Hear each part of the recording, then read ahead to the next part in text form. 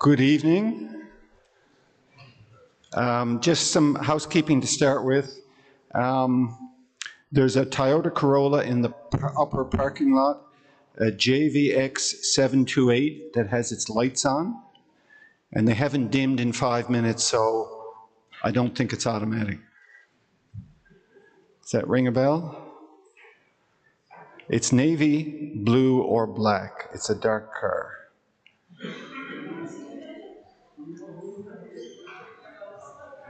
As somebody leaves, that's a good thing. They'll be back. So, thank you for coming tonight to our talk, and we welcome you to the historic St. Andrew's Presbyterian Church, the Kirk.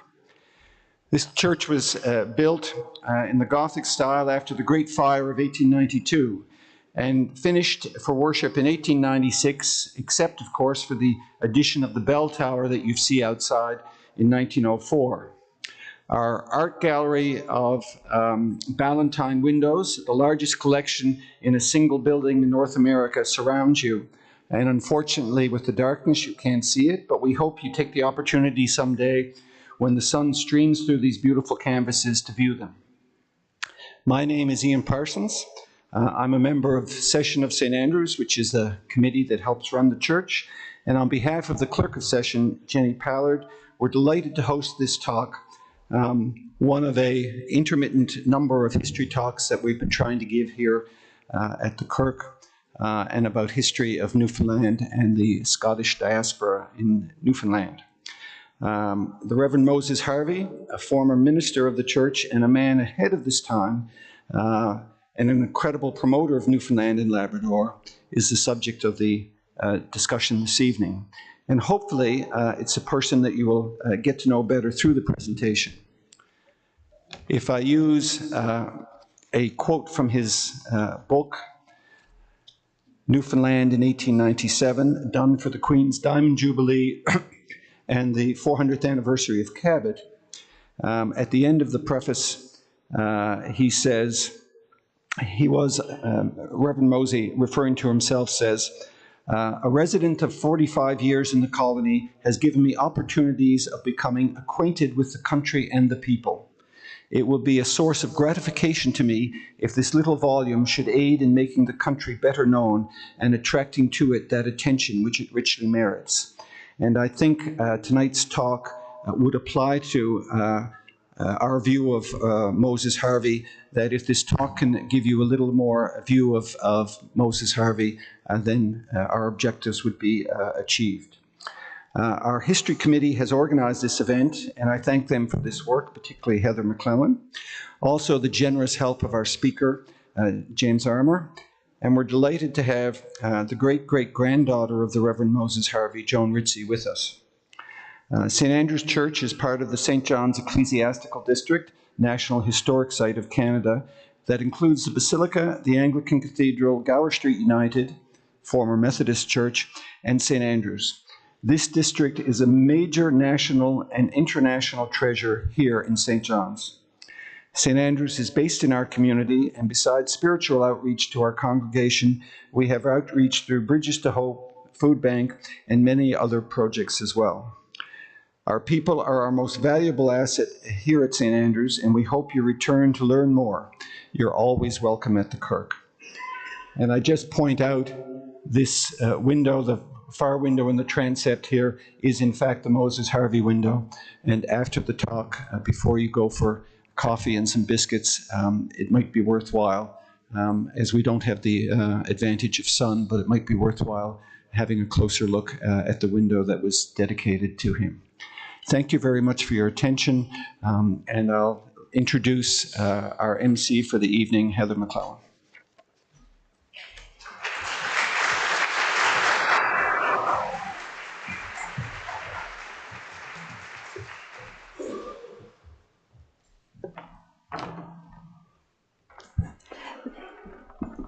Good evening, and we're really pleased to be able to host another quality event here this evening, and an event in the Scottish precinct of the St. John's Ecclesiastical District, National Historic Site of Canada. And in 2008, the Kirk, along with all the other institutions in the district, were designated a place of national historic significance for the role of their contributions, and that's contributions by both the men and the women they made to the development of St. John's and the development to the historic nation of Newfoundland. And Reverend Moses Harvey's contributions are certainly an example of these significant contributions. And here at the Kirk, the contributions were made primarily by the Scottish immigrants, or people of Scottish descent. And they came from the lowlands of Scotland, sailing out of Greenock to arrive here in St. John's in the 1800s. They're an example of a very small but influential immigrant group, and they never made up more than 4% of the population. However, the lowland Scots that came included people such as international Scottish merchants who moved their businesses to St. John's, or they were people who were professional, who were well-educated, and they were like Moses Harvey, and they came to take on some of the professional roles in the country. Moses Harvey's memorial, he came from England. He grew up in Ireland, but is of Scottish descent. And his memorials are located in this church. And as Ian Parsons pointed out, his memorial window is here. And we also have a marble memorial to him in our foyer. And when he came, he first headed up the Free Church of Scotland here in St. John's, and not the Kirk. And I'm sure Jim is going to put all of this in context.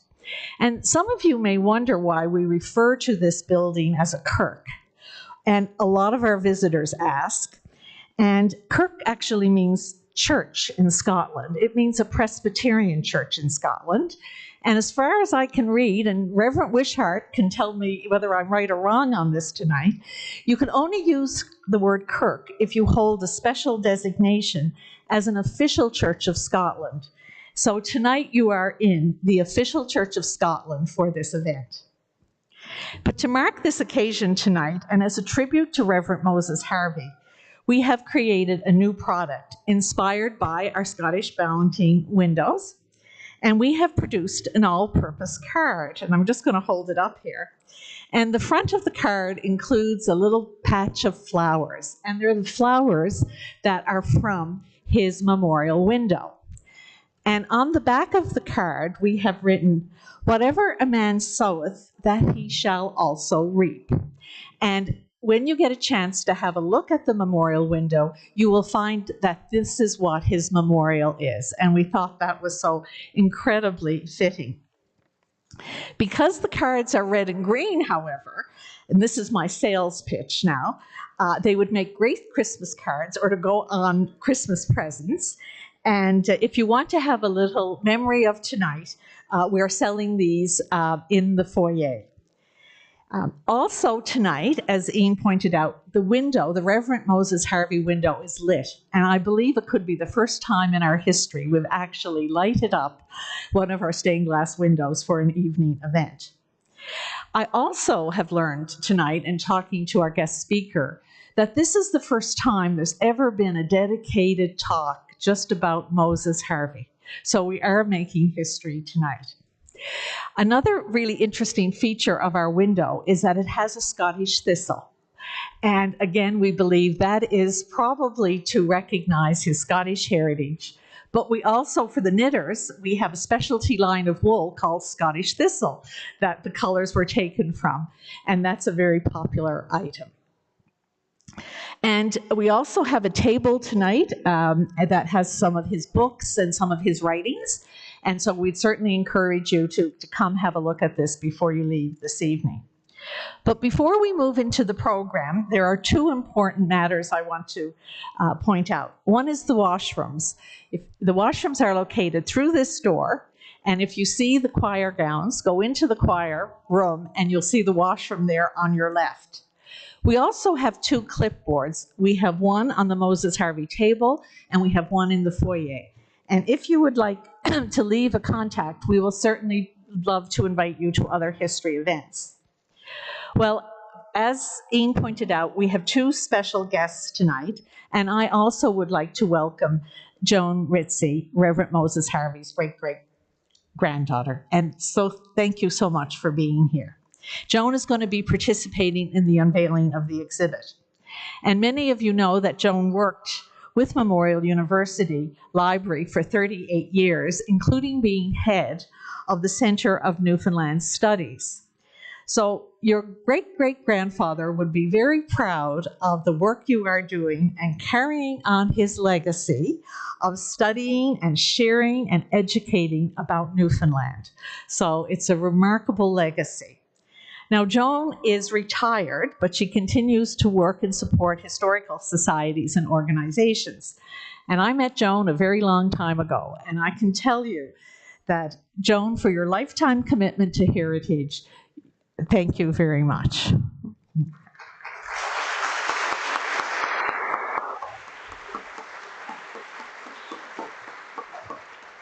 I'm also pleased now to introduce our guest speaker tonight, Jim Armour. Jim is a proud Newfoundlander who, through no fault of his own, found himself living in Ottawa.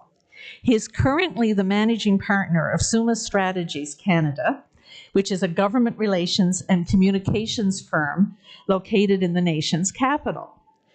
Jim is actually a managing partner with Jim Powers, who we see and hear a lot here in St. John's, but tonight we're going to see and hear Jim, so we are delighted about that. But prior to starting the firm, he spent a decade on Parliament Hill acting as a spokesperson for various political leaders. His real claim to fame, at least for the purposes of tonight, is that he did his master's degree in Newfoundland history at Memorial University on the subject of Reverend Moses Harvey. He started that thesis in 1989 and finished it in 2016. As Jim told me, he didn't quite beat the Guinness Book of World Records for procrastination, but he came close. Anyways, we're very glad he stuck with it.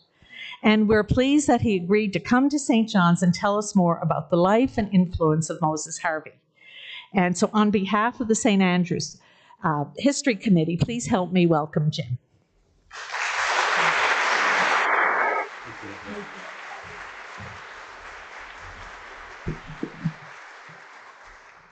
Thank you very much, Heather, for that kind introduction.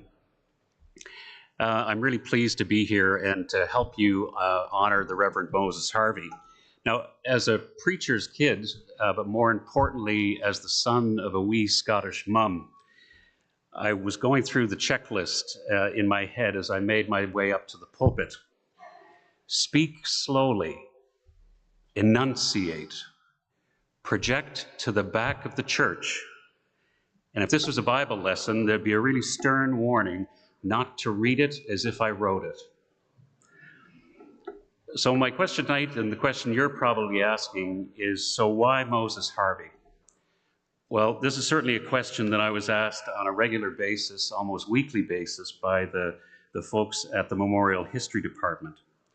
Now, if Moses Harvey is remembered at all today, it's for two things: the giant squid and his personal account of the Great Fire of 1892.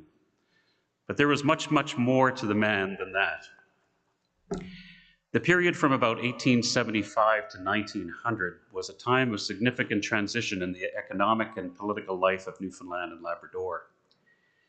20 years into responsible government, and with Confederation seemingly on the back burner, the colony's politicians turned their attention to economic diversification, landward development, and carving out the island's place in the British Empire. There was the construction of a transinsular railway, policies to encourage agriculture, forestry, manufacturing, and mining, as well as an attempt to reshape the fisheries. At the center of the debate around all of these subjects was the Reverend Moses Harvey. Along with being minister of the Free Church of Scotland in St. John's, Harvey was one of Newfoundland's most active promoters in the late 19th century. He served as the media mouthpiece for two prime ministers. He wrote regular columns on Newfoundland for newspapers in London, New York, Boston, Montreal, Toronto, and Halifax, and produced numerous books, articles, encyclopedia entries, and travel guides extolling the island's attractions and its vast economic potential. In short, if you read anything about Newfoundland in the late 19th century, regardless of where you were in the world, chances are it came from the pen of Moses Harvey. The volume of material he produced was absolutely mind-boggling. He makes Joey Smallwood look like a procrastinating introvert. The late 19th century is blamed for a lot of things in Newfoundland history. Among them, overly optimistic development projects that took the focus away from the fisheries, and a ruinously expensive railway that set the colony on the road to the loss of responsible government.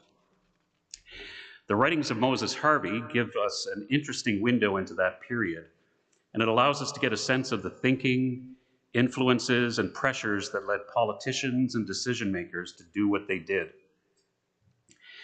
There were other boomers at the time, as the late Patrick O'Flaherty called them, individuals like Reverend Charles Pedley, Judge D.W. Prowse, the Reverend Philip Toke, and Archbishop Michael Howley, to name a few. But what set Moses Harvey apart is after he stepped down from the pulpit in 1878, promoting Newfoundland was his full-time job for the next 25 years.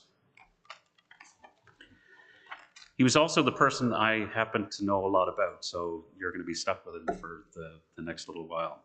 Now, to give you some faint hope that this evening will eventually end, I plan to break up my talk into three main parts. So Harvey's ministry in St. John's, his time in the public arena, and ideas around marine conservation. So pulpit, politics, and poisson, for those of you who value alliteration. But first, though, I need to set the stage and give you a quick rundown of his life before arriving in Newfoundland.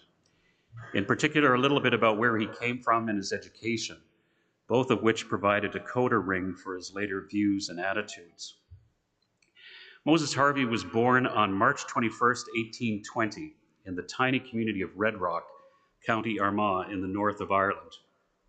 Now, the Red Rock of today is not very different from what it was over 200 years ago. It's still sparsely populated, rural, located about 8 kilometers southeast of Armagh City and about 6 kilometers west of Market Hill. There's a mix of houses and small farming operations that still dot the rolling green countryside. And what industry there is there remains largely associated with agriculture. Harvey's early education was at the school that was attached to his father's church. And when he decided to follow in James Harvey's footsteps to become a Presbyterian minister, young Moses went off to the Belfast Economical Institute, or INST for short. While the goal of INST from the beginning was to draw a majority of college-level students from potential candidates for the Presbyterian ministry, the bulk of the education was designed to be more secular in nature. The collegiate department had a comprehensive curriculum with professors of mathematics, natural philosophy and chemistry, rhetoric, logic, moral philosophy, Greek and Latin, Hebrew and Oriental languages, Irish, and anatomy.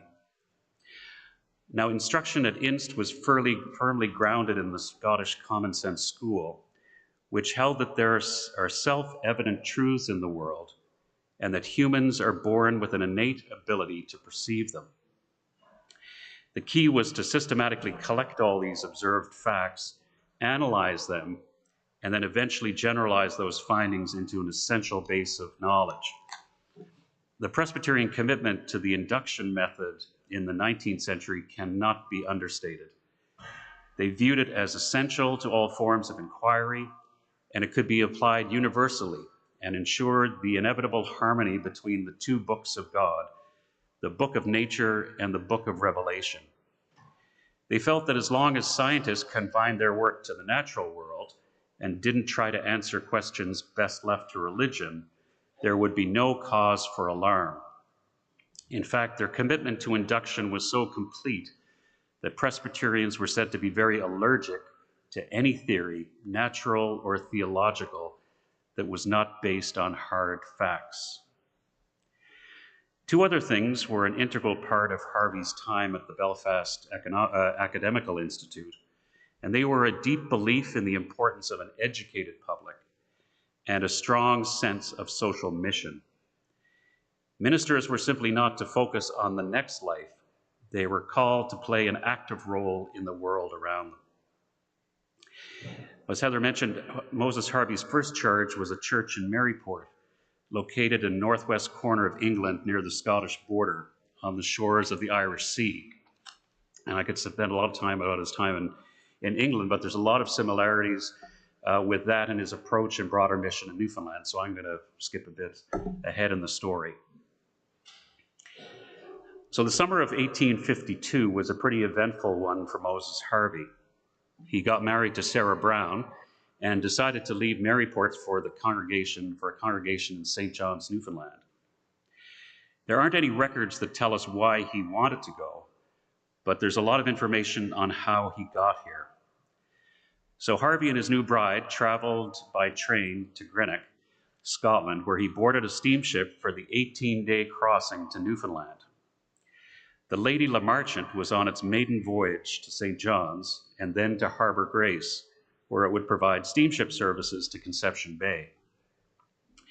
In an account of the journey, it was said that the Lady La Marchant faced what its seasoned captain described as, quote, a tremendous sea.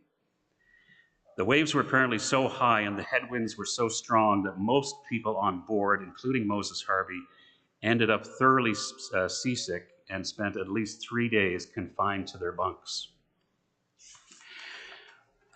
Like Harvey, when he finally reached land, St. John's was just starting to turn the page on a fairly dark chapter in their history.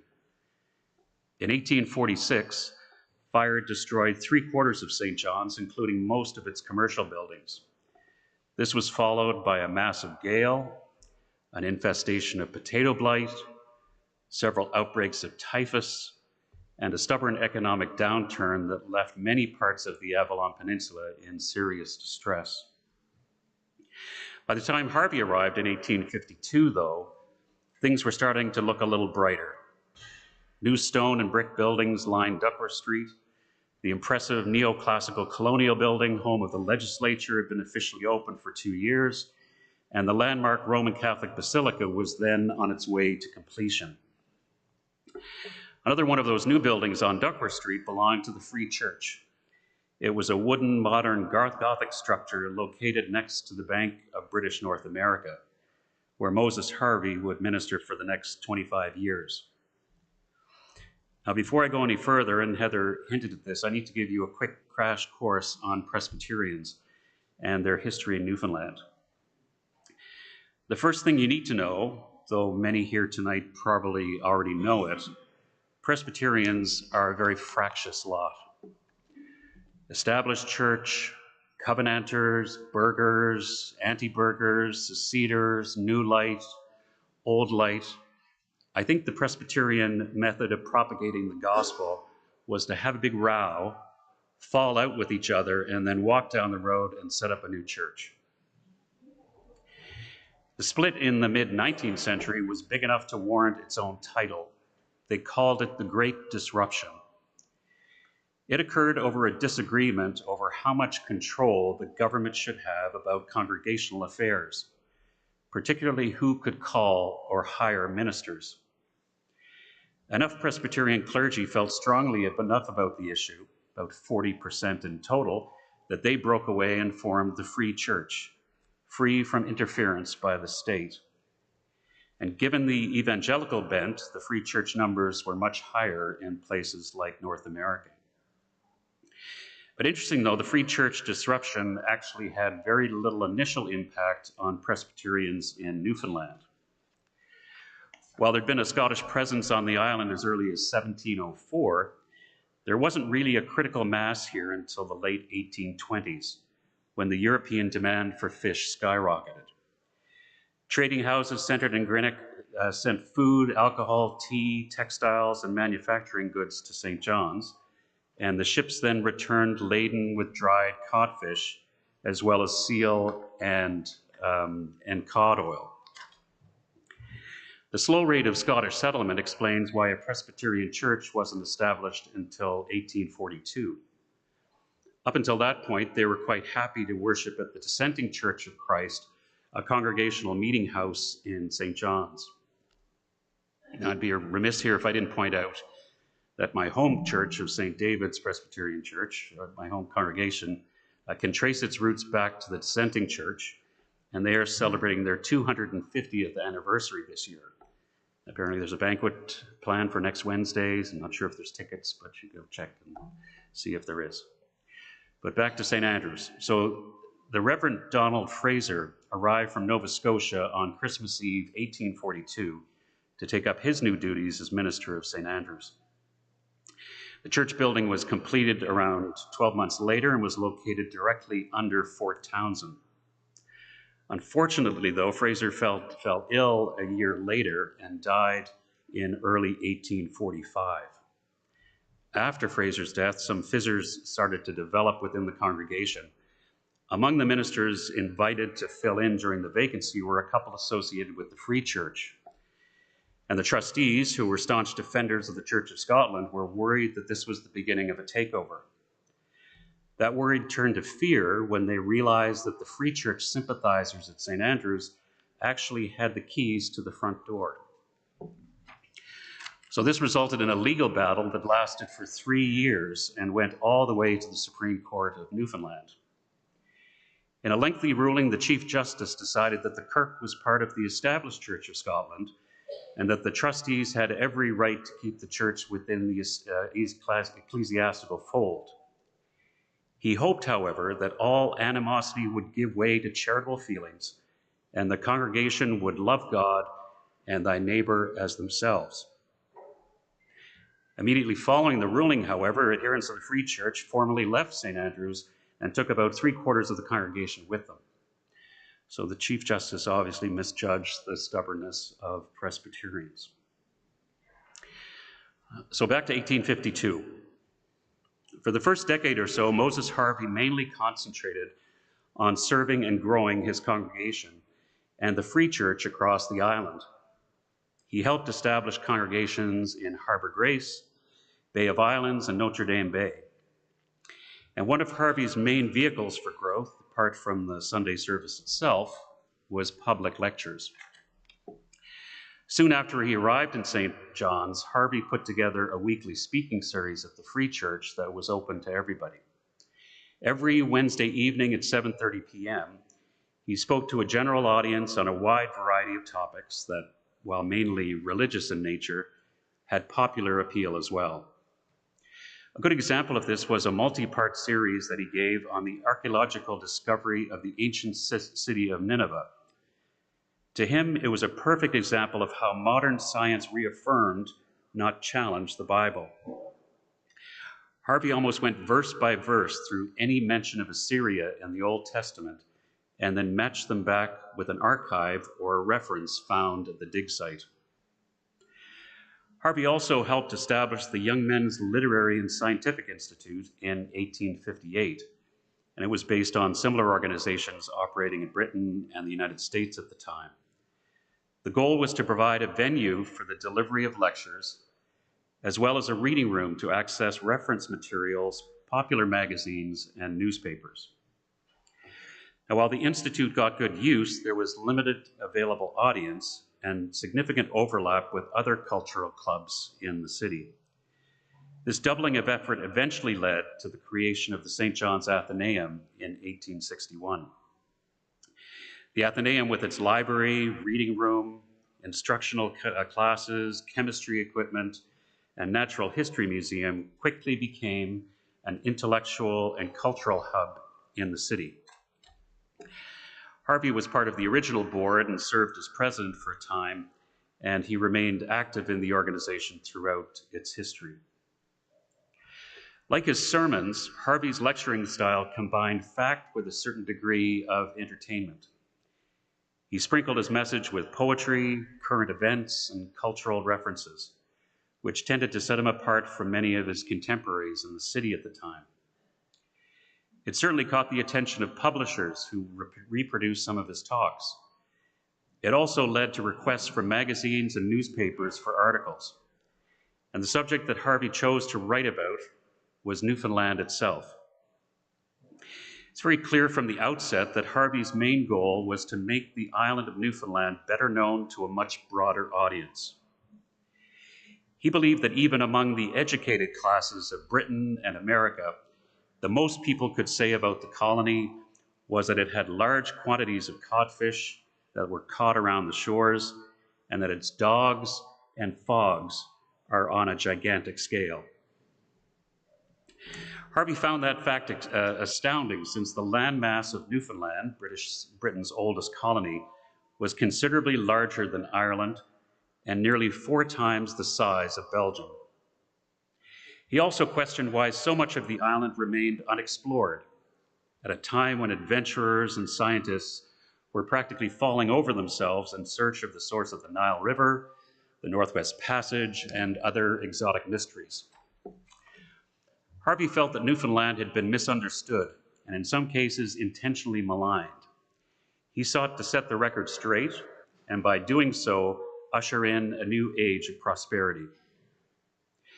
The first hurdle he had to overcome was that if Newfoundland had so much economic potential, why hadn't anyone done anything about it until now? According to Harvey, the blame laid not with the colony or its inhabitants. The blame rested squarely on the history of suppressed settlement, imperial neglect, and a lack of financial capital.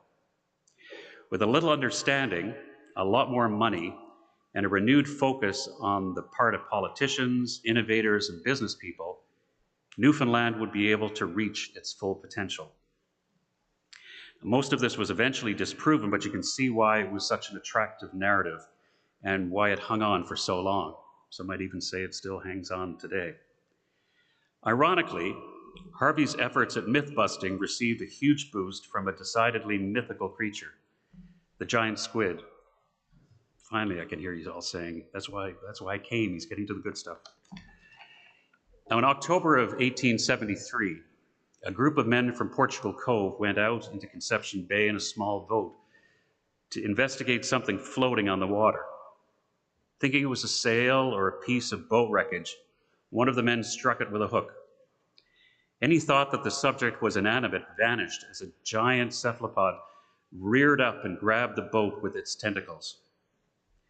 A quick-thinking boatmate, later identified as 12-year-old Tommy Pico, took a hatchet and cut off two of the animal's arms, thereby releasing the dory from its grasp and sending the crew off with a harrowing tale to tell. Both tentacles were designed to become bait, until someone suggested that the one remaining arm be sent to Moses Harvey in St. John's. Harvey purchased the tentacle for $10, which is about $250 in today's money, and he then preserved and documented the find. Months later, a fisherman from Logie Bay, just outside of St. John's, caught a giant squid in his nets, and he knew exactly where to send it for a lot of money, offered the full investment to Harvey, and after taking photographs of the animal draped over a shower bath in Mrs. Harvey's living room, what she was thinking, I don't quite know, Moses Harvey set about cataloging the find and then contacting zoological experts all around the world to alert him to his discovery. Along with the regular list of newspapers, publications as varied as the New York Times, Lloyd's Weekly newspaper in London, and the Illustrated Police News picked up the story. Tommy Pico's heroic struggle against a green-eyed monster, or devilfish, seems straight out of Victor Hugo's Toilers of the Sea, and it made for a very compelling tale, especially in the hands of an Irishman. While Moses Harvey was careful not to stray too far from the facts, he certainly played up the drama of the encounter and the dimensions of the sea creature. He also included a paragraph or two on the scientific importance of the discovery, which attracted inquiries and correspondence from professors and natural societies across North America and Great Britain. Though not about Newfoundland and its economic potential per se, the story of the giant squid considerably boosted Moses Harvey's notoriety and increased his standing as an expert in the eyes of the broader public. By the mid-1870s, Harvey's literary output was impressive. He wrote, on average, a newspaper column every week to one of his regular media outlets, as well as a longer piece to a periodical or magazine. Telegrams were also sent out for breaking news, and on top of that, Harvey delivered at least 2 weekly public lectures and 2 sermons on Sunday. Moses Harvey's public profile as a champion of Newfoundland is likely what attracted politicians to him, and him to politics. He also probably thought the real politics might be a day on the beach compared to Presbyterian politics. As early as the 1870s, there were attempts at uniting the Kirk and the Free Church, but they tended to break down over who would lead the congregation and perceptions of takeovers, and this usually made its way into newspapers, which in turn led to more acrimony and ill will. Eventually, fire did what the elders couldn't. The Free Church burned down in January of 1876, and flames claimed the Kirk 9 months later. As part of the merger agreement, Moses Harvey agreed to step aside for a generous annual pension, but it's unlikely that this gesture was completely voluntary. Regardless, Harvey launched the next chapter of his career with a bang. He delivered a speech to the St. John's Athenaeum entitled, "This Newfoundland of Ours," which served as an unofficial manifesto for what became known as Prime Minister William Whiteway's Politics of Progress. But more on him later. This Newfoundland of ours was also an unabashed sales pitch for the construction of a railway to link the east and the west coasts of the island. Over the course of about 90 minutes, Harvey walked his audience of politicians, businessmen, educators, and other community leaders through the case for such a project. He saw it as the only way to open up the west coast of the island and take full advantage of the region's potential for mining, agriculture, and forestry. A railway also meant increased immigration and a growth in manufacturing, retail sales, property values, and employment at good wages. To those who said that a poor colony like Newfoundland could not afford such an expensive project, Harvey replied that the island's precarious balance sheet was the very reason why it should proceed, because a railway had the power to transform poverty into wealth. Along with making the factual case for a railway, Harvey tried to imbue the project with a sense of national pride. Newfoundland was not a barren rock or iceberg stranded in the North Atlantic, but a rapidly progressing society with all the elements necessary for prosperity. With a railway, it would soon overtake its sister colonies, all of whom had a substantial head start in the development race. What Newfoundland required, he felt, was for patriotism to continue to rise above party strife and denominational zeal. Its citizens needed to put the country first and make sacrifices to promote Newfoundland's higher interests. So now a quick primer on Newfoundland politics in the late 19th century. At the time of Harvey's speech to the Athenaeum, Sir Frederick Carter was the Prime Minister of Newfoundland, though he was hoping to retire and become Chief Justice of the Supreme Court. So hello, Clyde Wells. Waiting in the wings was his ambitious Attorney General, William Whiteway, who had risen to prominence through the negotiation of the Treaty of Washington, which saw the colony receive about $1 million fisheries settlement. Whiteway had teamed up with Roman Catholic businessman Ambrose Shea, another member of the Carter government, and railway construction was a centerpiece of their election platform. The idea of a railway across Newfoundland had been floated as early as the mid-1860s by Sir Sanford Fleming, and the Carter government had gone as far as conducting a feasibility study in 1875. But Carter was extremely cautious about moving on the idea, though, out of a fear that it would rekindle anti-Confederate sentiments on the island and spark an international incident over the railway's proposed endpoint on the French shore. He also worried about the high cost of construction. Whiteway, however, shared none of these concerns. He felt that given Britain's support for Canada's railway, imperial aid to Newfoundland was all but a guarantee. He also pointed to the Washington Treaty Settlement, the copper boom on the West Coast, as well as the promising reports from the Geological Survey being conducted by Alexander Murray. So for Whiteway, Shea, Murray, and Harvey, it was full steam ahead. I'm not going to go into all the ins and outs of Newfoundland's railway because that'll just take too long, but I did want to highlight a couple of areas where Moses Harvey was either front and center or played a key role. The first thing is the launch of the Evening Mercury in 1881. Whiteway and Shea realized that on the eve of an election, they needed to have a voice in the media, especially since the newly created Evening Telegram seemed to be aligning with the opposition in the Legislative Assembly. Whiteway and Shea asked Harvey to set up a newspaper, and when a suitable outside editor couldn't be found, they pressed him into service. And in case readers weren't clear on the connection, this Newfoundland of ours appeared on the masthead, as did a picture of a locomotive.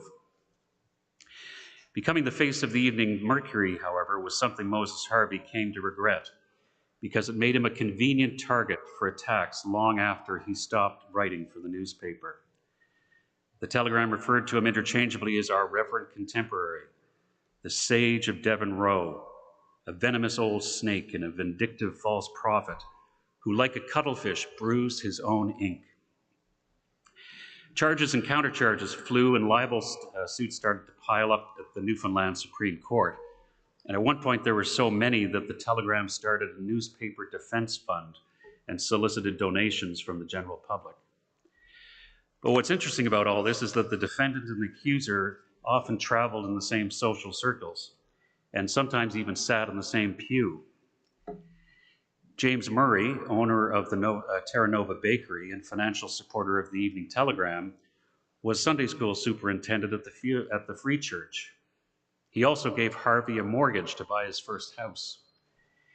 A.A. Parsons, the editor of the Telegram, was a staunch member of the Congregationalist Church and served on the board of the General Protestant Academy. And legislative speaker A.J.W. McNeely, a sworn enemy of Whiteway's railway deal, was a graduate of the Belfast Economical Institute. So it must have made for some very interesting Thanksgiving dinners. One other thing that I want to highlight from Harvey's time in politics is how he went from being a media mouthpiece for William Whiteway to becoming a media mouthpiece for Robert Thorburn, something on paper that makes little sense. The switch stemmed from two things: the Harbour Grace affray and the election of 1885. William Keogh has done a lot of great work on the Harbour Grace affray, but if there are any Newfoundland history students out there looking for a thesis topic, I think the 1885 election would be a great one. It's portrayed as one of the most sectarian elections in Newfoundland's history, but in reality, it was really a very tame and incredibly predictable affair. On the 26th of December, 1883, about 500 members of the Loyal Orange Association gathered in Harbour Grace and began their annual march through town. Newspapers reported at the time that they approached the predominantly Roman Catholic community of Riverhead, and there marchers were met with a line of over 100 people protesting the Orange encroachment on their territory. The two sides then clashed, leaving 5 dead and a dozen more injured. 6 men were arrested, tried, and acquitted twice. The verdict outraged Protestants, and almost immediately questions started to be raised about the viability of Whiteway's interdenominational coalition. Whiteway hoped to placate both the Catholics and the Protestants by including a passage reference to, quote, disturbed feelings following the Harbour Grace affray. But it was clearly not enough for some. Orangeman Alfred Penny, the government representative from Carbonear, moved an incendiary amendment denouncing the affray as an unjustifiable outrage and criticized the Supreme Court for its lack of justice. The Assembly defeated the Penny motion, but rather than letting the whole matter die, Whiteway inexplicably moved a similar motion, which then passed. This left Ambrose Shea and his Roman Catholic colleagues no choice but to cross the floor and sit with the opposition. This in turn left Whiteway scrambling to try to find a way to prop up his foundering government and put his own political future squarely in the hands of James Winter. Along with being Whiteway's Attorney General, Winter was also Grand Master of the Orange Lodge. Rather than helping Whiteway, Winter saw an opportunity for himself to capitalize on Protestant anger and grab the top job. He resigned from the government and then joined the opposition Reform Party with every expectation of being named leader. The Reform Party's manifesto that Winter endorsed was virulently anti-Catholic, with no amalgamation as its centerpiece. Whiteway then issued his own manifesto in response, and for a while it looked like there would be 2 Protestant parties contesting the November election. By early October, however, cooler heads prevailed and negotiations began in order to find a compromise. Whiteway realized that he couldn't win, and the Reform Party feared a legislature where Catholics held the balance of power. This led to an arrangement where neither Whiteway nor Winter would lead the merged party. Both sides asked Robert Thorburn to consider taking on the leadership of the Reform Party. The Presbyterian merchant and member of the Kirk was highly regarded in St. John's, and importantly was not a member of the Orange Order. He also hadn't been a part of the Reform Party's earlier calls for no amalgamation with Roman Catholics. Thorburn reluctantly agreed to head the party and resigned his seat on Legislative Council. The results of the election themselves were almost a foregone conclusion, with most newspapers predicting 22 seats on the government side and 14 representatives in opposition. The contest that started with cries of no amalgamation ended with Catholics voting for Reform Party candidates in most of Newfoundland's Protestant ridings. As Moses Harvey said, it will not be a change of government, but simply a readjustment. Moses Harvey, who stepped back from the Evening Mercury, reluctantly agreed to come back as its editor, and this was at the personal request of William Whiteway, who wanted to ensure that the newspaper didn't fold after the merger. Both men, it appears, viewed Whiteway's retirement as a temporary setback, and that he'd be back at the first opportunity. So that's how Harvey went from Whiteway's conservatives to Thorburns reformers. But the irony is that when Whiteway did stage a comeback in 1889, it was as a liberal, with A.A. Parsons' Evening Telegram leading the charge. Despite their long history together, Whiteway decided that Harvey didn't have the killer partisan instinct and was likely carrying too much Reform Party baggage to be useful. As a result, Harvey was on the outside looking in, which is probably a fitting end to his time in active politics. Moses Harvey remained, however, a firm advocate for Newfoundland's railway. He was also a vocal supporter of the Reid family and their contract to finish the project's construction across the island. I'll tell you more about the Reids, but since they were and still are stalwart members of St. Andrews, I'll leave that to the unveiling of a future history exhibit here at the Kirk.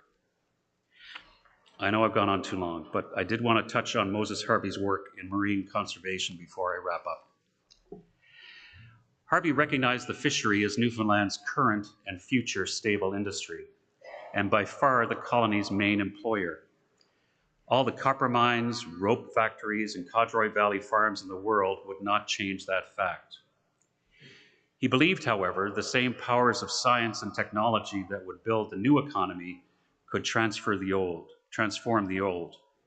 This belief in the modernizing of the fishery set him apart from other boomers like Prowse and Howley.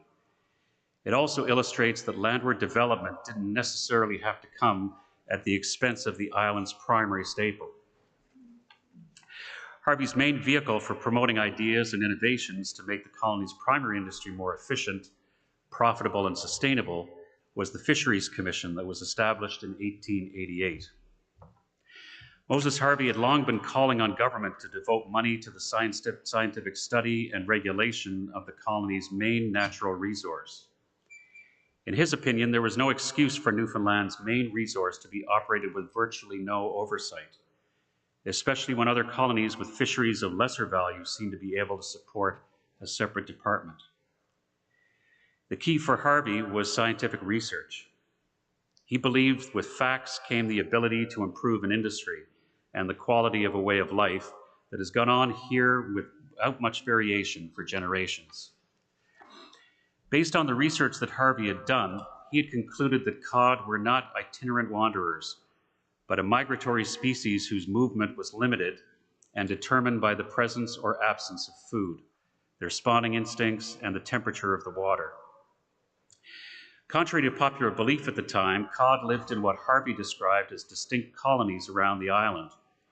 Every year, those colonies moved in the most direct line from their winter homes in deeper water to their own local bay or inlet.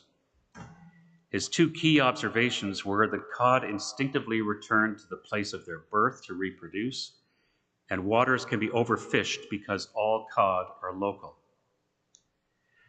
Both these theories, fairly new at the time, underpin much of the work of Newfoundland's Fisheries Commission and the work that it did in the late 19th century. The other main driver behind much of what the Commission set to do was Norway. The Nordic country had significantly improved its exports to become Newfoundland's main competitor in many of its traditional markets. This despite the fact that Norway's cod was considered to be inferior. Norwegians made up for it, however, with a better quality finished product that was more reliable and commanded a higher price. This in turn drove prices in Newfoundland down at a time when the colony was already experiencing lower than normal catch levels. It comes as no surprise then that when the Fisheries Commission was looking for its first superintendent, Harvey put forward the name of Adolf Nielsen, the assistant to Norway's inspector of saltwater fishery. When Nelson arrived in Newfoundland, he immediately got to work addressing the continually declining catch totals in some of the colony's major bays. And the best way to do that, he argued, was through artificial propagation. It would immediately improve health of the cod stocks with the least amount of disruption. As he argued, without a program of hatcheries, restoration would take years and need all fishing in certain bays to stop in order for the cod population to recover naturally. And for a while, it made a fair amount of success. Along with qualitative data of spawning, local fishermen also reported seeing a marked increase in the amount of juvenile cod in the bay. And this was taken by the Commission and its supporters as proof positive that artificial propagation provided a good return on investment. Despite these results, cod hatcheries failed to capture much in the way of political or popular support. Harvey did his best, but he was unable to convince William Whiteway and his fellow boomers like Judge Prowse and Archbishop Howley to change their minds on the nature of cod. Prowse in particular was particularly vocal in his opposition to Harvey's views. He firmly believed that codfish were not a migratory species, that they roamed the seas freely with no discernible pattern and the stock was inexhaustible. This, according to Prowse, was because of the relatively small number of fish harvested compared to its overall rate of reproduction.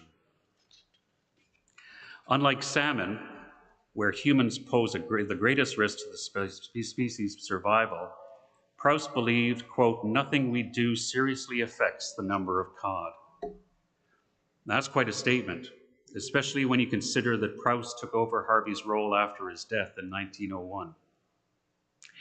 It's not fair to play what if when it comes to history, but you have to wonder how everything would have turned out if people accepted the fact that cod could be overfished. Harvey and Adolf Nielsen also published a pamphlet on the cure of codfish and herring. It was a practical guide intended to ensure consistent product quality all across the island, as well as introducing advances in salting, drying, and packaging that were being used by Newfoundland's competitors. Fisheries Commission printed over 2,000 copies of the pamphlet and distributed widely, and it was fairly popular across the country, in parts of Canada and the United States, but it didn't receive much of a positive reception in Newfoundland itself. They had high hopes for change, but that would require a wholesale upturn of the way Newfoundland did its business. One notable exception was the Harbour Grace firm of J. Munn and Company, led by a prominent businessman and Free Church member, Robert Munn. He agreed that modernizing the processing and packaging of Newfoundland cod was the way to expand into North American markets because it made the product easier to use and had greater customer appeal. He didn't change his entire operation, but he did buy the necessary equipment and hired and trained workers, and soon started shipping boxes of boneless cod across the world, and even received top honors at the Chicago World's Fair in 1893. The company then went on to process skin and fish fins and bones of the cod and selling it as Munn's liquid fish glue and Munn's fish fertilizer. And they also produced high quality cod oil that ended up getting a premium of about 50% premium per gallon, which started to rival that of Norway. Despite the evident economic success, though, of many of the Fisheries Commission's recommendations, there was never enough business buy-in or political support to usher in real change. It would have required a great deal of capital investment, restructuring of the industry from top to bottom, and the introduction of regulations like closed seasons, quotas, and catch standards. And all of these things would have been incredibly difficult at the best of times, but harder still when everyone believed that the supply of cod was inexhaustible. Fate also intervened, first with the Great Fire of 1892, which Moses Harvey chronicled from start to finish, and then getting the news out to his readership around the world. This was followed by the bank crash of 1894, which bankrupted many of the big commercial fishing houses in St. John's, including J. Munn and Company. And then Robert Munn died unexpectedly soon after, which ended most of the innovation. In conclusion, Moses Harvey was in an uncharacteristically reflective mood when he sat down at the beginning of August in 1899 to write his bi-weekly letter to the Gazette. Instead of looking forward, he looked back on 24 years' worth of uninterrupted correspondence chronicling current events in Newfoundland, its fortunes and misfortunes, the struggles of its political parties, and its whole historical march during the last quarter of the 19th century. Harvey admitted making errors, especially when it came to unfulfilled prophecy. He confessed that his predictions regarding the development of Newfoundland's natural resources may have been oversanguine, but it was better to build castles in the air than dungeons. Moses Harvey certainly built more than his fair share of castles. His evangelical zeal for the subject, however, and his colorful use of language did popularize and persuade many about the future and the prosperity of Newfoundland. It would be wrong, however, to simply dismiss Harvey as a fanciful dreamer or to view his arguments as uninformed or somehow detached from reality. Harvey's castles came from widely held assumptions about progress and development in the Victorian age. They also grew out of a faith in the transformation power of science, which was born in the Scottish Enlightenment. Given the technology and the economic advances happening in Canada, it would have been very odd if the island itself didn't pursue that particular path to progress.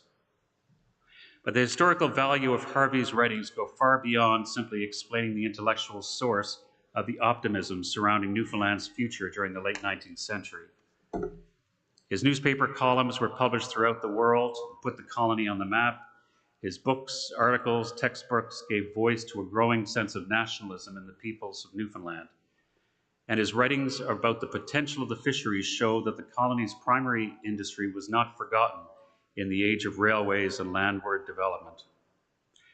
Moses Harvey was many things. He was a clergyman, lecturer, educator, writer, newspaper editor, science, teller of tall tales.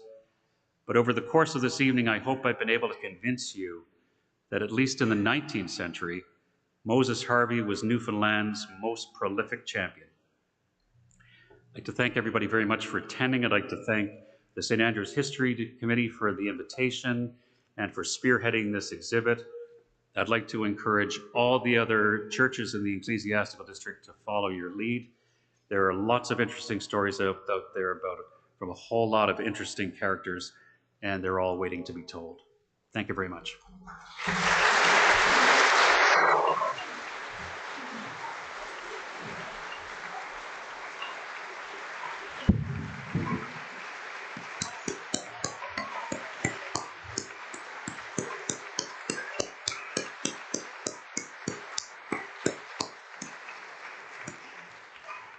Thank you, Jim. That was marvelous, and giving us a glimpse and a snapshot and opening the door to life in St. John's in Newfoundland in the late 1800s. And while I sit here tonight, I reflect that Reverend Moses' memorial window is next to Sir Robert Reid's memorial window. And as we all know, he promoted the railway and he built the railway. So you never know who you're going to end up with after death. But now we are going to open it up for some questions and answers. However, I think we'd like to unveil our new exhibit.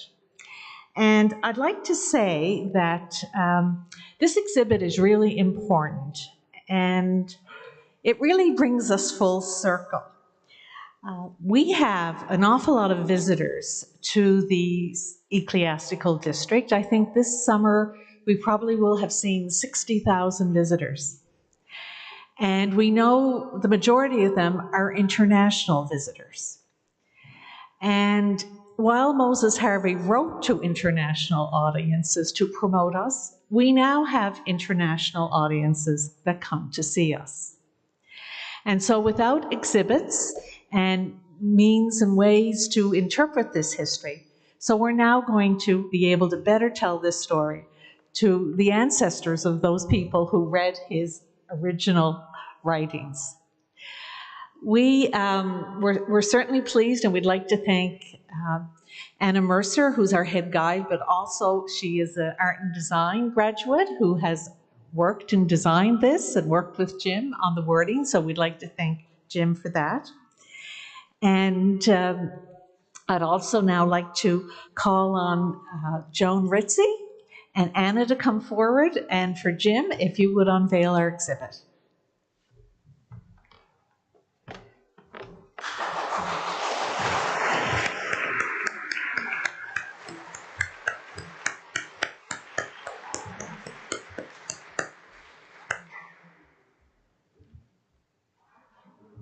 Grab us something.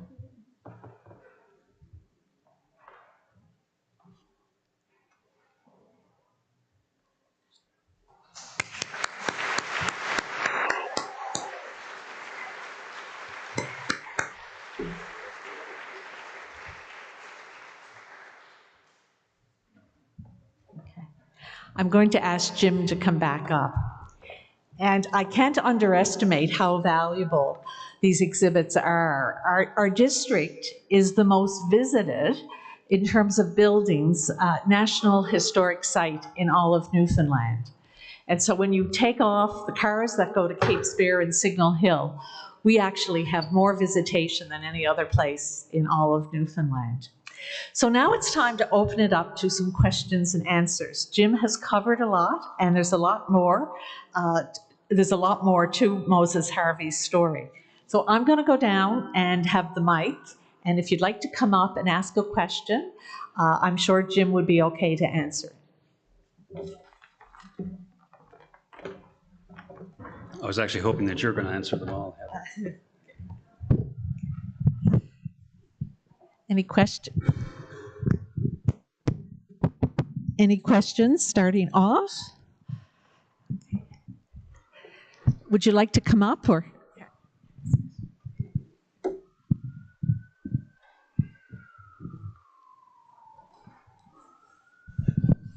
Jim, welcome back home. Thank you very much. And Reverend Dr. Wishart, ladies and gentlemen, just to give you a background, Jim, on my question has come up. I did up a little item today. I'm a police officer, retired, a military and police historian, and I want to tell you some links that I found with Moses Harvey over the years, and which is really interesting, and ask you a little about. Oh, sorry. Many years ago, while researching the iconic history of the Royal Newfoundland Constabulary and doing an interview with Dr. Bernard Ransom, the military curator at the rooms, he stated that in his opinion, the early constabulary was more than a police force, but it was also a gendarmerie. While doing further research on constabulary, I came across a book entitled Newfoundland, the Oldest British Colony, Its History, Its Present Condition, and Its Prospects in the Future, and was written in 1883 by a man named Hatton and Harvey, and it was the Reverend Moses Harvey. And he was also interested in social items and his police force at the time.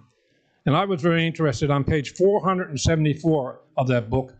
The author states, and I quote, "The force is organized, equipped, and disciplined in every respect similar to the Royal Irish Constabulary, and properly speaking, it is a military as well as a civil force, being thoroughly drilled in the case of all arms, etc.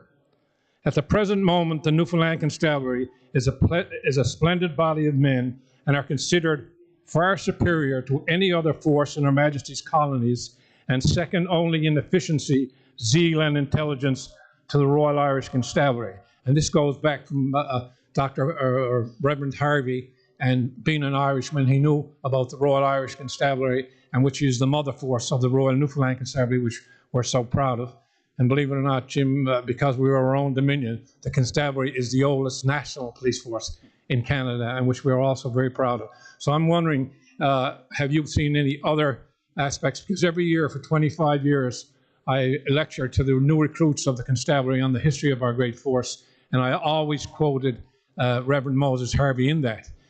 So are you aware of any other aspects, or have you come across any of these links and these research dealing with the police? No, I haven't. But that's a really fascinating thing to learn. And as part of my research, I took a look at all of his Montreal Gazette articles, which went on for 25 years, and there's a lot of them are still searchable. So maybe I'll go back and take a look at anything that he talked about in terms of the constabulary, and then get in touch with you. And you see, he was close to it. I knew what he was talking about. And if I may draw more reference to that police that I know here tonight in this Kirk, is as a young police officer when I first joined, the Reverend Dr. Wishart approached me, and he was working with boys in the boys club here and asked me to get involved as a police officer.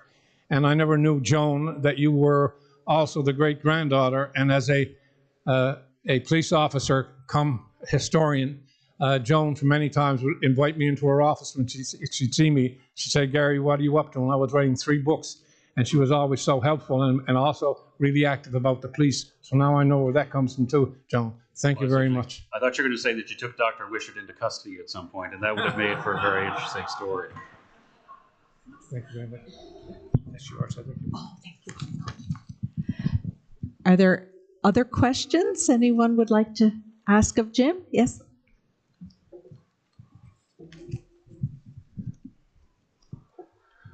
So far, I'm 0 for 1. You could hold it up fairly high. Good evening. I was just wondering if you'd come across anything that he wrote about Confederation with Canada. I know that was a topic of great concern to politicians and the public during that era. Yeah, so I mean, Harvey, at least initially, well, probably throughout, was a huge supporter of Confederation with Canada. So back around the time of Carter and before Carter, and when Carter was almost a father of Confederation, Harvey, Whiteway, and others were huge supporters of the idea, and that was Sanford Fleming's big vision too, as far as the railway, that it would take all sorts of time off the trip to get supplies and goods down to places like New York and places like Canada. And if you didn't have to take it by steamship, but you could dock in St. John's, take a train across the island, and then go on from there. So he was a huge supporter of Canada, thought that it would be a huge support of capital too, to make the necessary changes and to develop mining, agriculture, and even build the railway. So, and that kept popping up here and there throughout his writing career. Thank you. Any other question now? I know he played a role in education here in St. John's, and I believe he started what was called the first Protestant school. Yeah, the General Protestant Academy. So he didn't quite start it. It had started a couple of years before he arrived, but he was certainly a huge supporter. Now, Presbyterians in Harvey, especially at the time, made a huge push for education to be non-denominational, which lasted all of about 6 months, I think, in Newfoundland. And originally, the Methodists were part of the General Protestant Academy, but within a year, they had split off to start their own academy. So really, at the end of the day, it was the two Protestant congregations and the Congregationalists that started the General Protestant Academy. And again, the education there was quite like what Harvey would have received in Belfast. It was fairly varied, and there was a big a big concentration on science and chemistry, natural philosophy. So it was fairly well-rounded. And I was talking to Luke, who's doing a radio documentary about the Great Fire, and Harvey actually was at a graduation ceremony at the General Protestant Academy when fire broke out, and I guess dropped all the prizes and went tearing down to the site of the fire, and then just followed it across the city till it pretty well stopped at 3 Devon Row where he lived. So yeah. Yes. I believe the foundation for that General Protestant Academy is actually under our building, our 1893 building. We have some lovely foundations there. Sir, if you'd like to come over.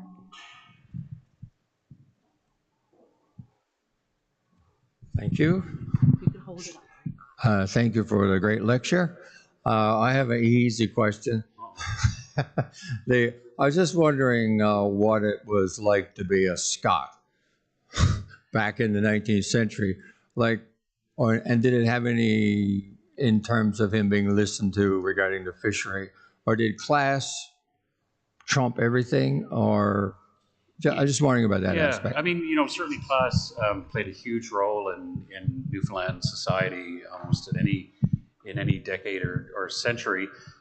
Scots were interesting because they were fairly insular. They tended to hang out together, marry each other, and go into business together. And what kind of set them apart was, other denominations who were involved in the fisheries usually had actual countrymen out catching the fish, but the Scots didn't. They were all about on the merchant end and not so much on the catch. And what's interesting about the Scottish Presbyterians, anyways, and even the Congregationalists, is that for folks that made up such a small percentage of the population, I think, Heather, you said about 4%, they really punched above their weight.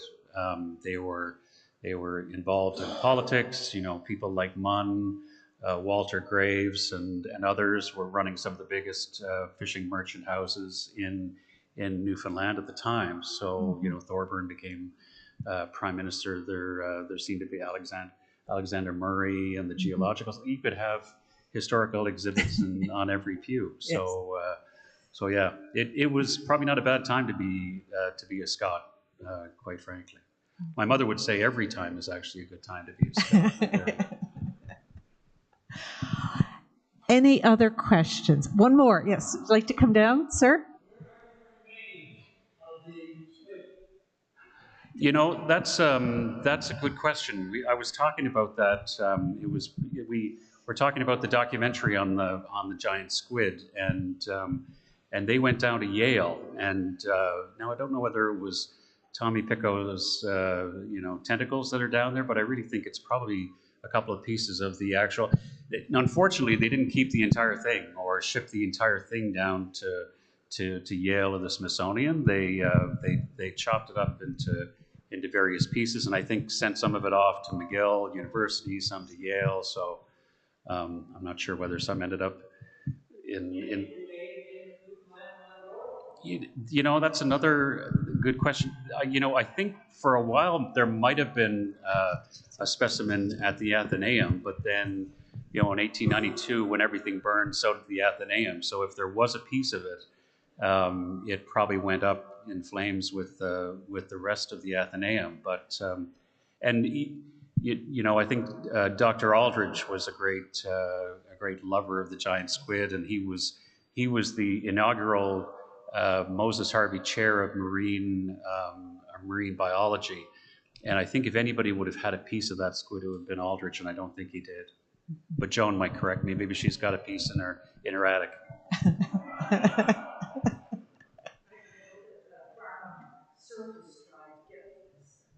Oh, really? Yeah. So Joan said Burnham Circus tried to get a piece of the squid, but Reverend Moses Harvey wouldn't provide it. So great. Okay. Anybody else? And well, maybe I could have the last question. Sure. And what do you think his greatest contribution, in retrospect, after 100 years, would be to Newfoundland?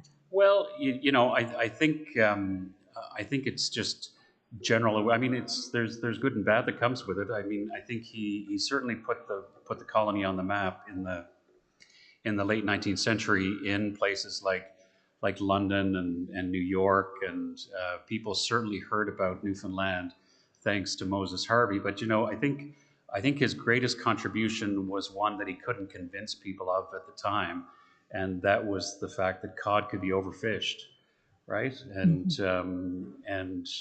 he couldn't convince people at the time, and then after his death, people just reverted back to what they always thought, despite of the science. So it wasn't really until John Crosby shut down the cod fishery that we suddenly realized that Moses Harvey might have been right. Mm-hmm. So his greatest contribution was probably one that he couldn't convince people of. Mm-hmm. Okay. Well, thank you very much.